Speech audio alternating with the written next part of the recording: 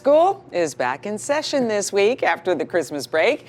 If your child is playing sports this semester, we want to help you be the best cheerleader for your child. Janine Charron is here. She's a former NCAA hockey player and writer.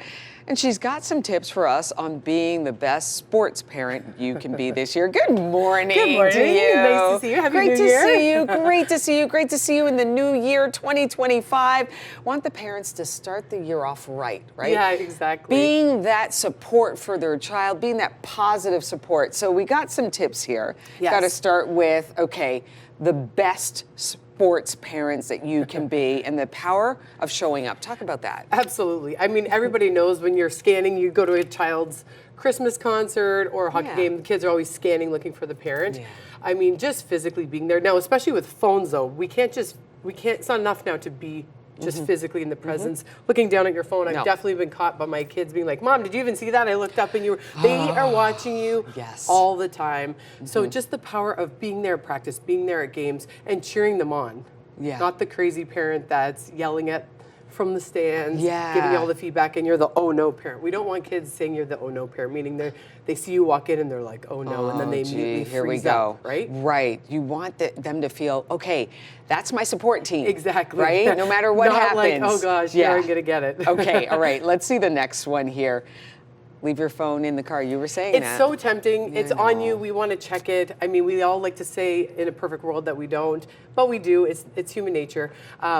My sister, I remember telling me, she's like, just put it in the car. And I was like, what a great idea. So putting it in the car, there's no temptation. I get it. We have work. We have different things that we need to get done and take care of. But just the way we schedule our workouts or those important meetings, we need to schedule our children and their priorities as well. That 1 hour that you give to them means more in their small world that is very big to them, but it means a lot to them. So you can just sit there and watch what's going on, be present, looking all the time. If the phone's in the pocket, it's so hard to not How many people pull have out your missed phone a goal for a second. because they look down and you're like, oh gosh, I missed it. All right, leave your phone in the car. Next up, what you got here? Ooh, the dreadful drive home. Okay. I know kids, I do interviews with athletes on transitioning to life after sports, and I've talked to, Carla McLeod, the head coach of the PWHL Ottawa Charge, Claude Julien in the NHL.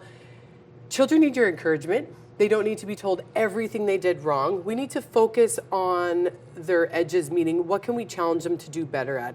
Look at where they're lacking or where they could use some more skill development, whether it be passing, shooting, encouraging them. How can you work better away from the rink so that when you get to the rink, you're producing the results. Kids need to know that they're going to be loved whether they win or lose. Okay. Right? Bottom line, Exactly. right? You don't need to be hypercritical. I mean, parents are parents. They're not necessarily coaches. Correct. Right. Okay. Well, exactly. Okay. Even though some think they are. Even though some think they are. But if you're not like a certified coach who's coaching the team, maybe just ease up on the criticism a bit. A little bit. They need to just know that they're good. I mean, it's important to have feedback, but control the controllables. There you go. Don't worry about your teammates. Don't worry about what somebody else is doing. That. What do you need to do better to be a better athlete, be a better teammate?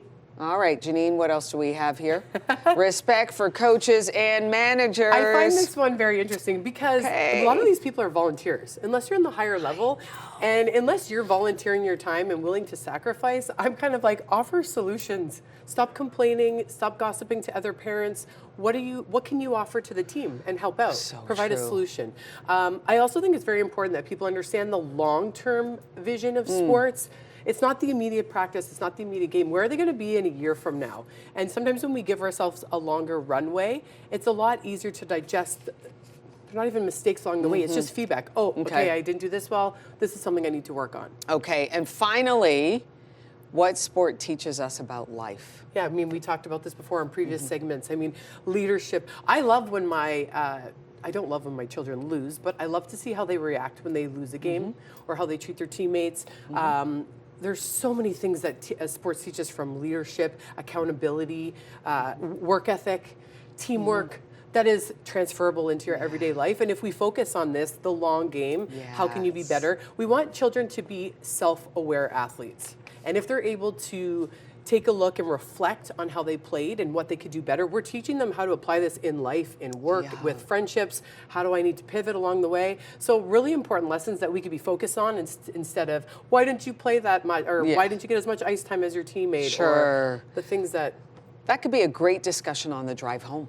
Right? Yeah, How, exactly. you know, what sport teaches you about life. What did you learn today? Yeah, that exactly. kind of discussion or there. If you see a teammate having a tough time on the bench, I mean, we're not naturally emotional human beings, and we need to teach them to have an emotional intelligence toolbox, as well as how to manage themselves right in those moments. I love this discussion. Yeah, Janine Charron, former athlete and author. We're talking about being the best sport parent you can be in 2025. Janine, thank you so much. You're welcome. Thank you for having me. Thank you. It's great to have you.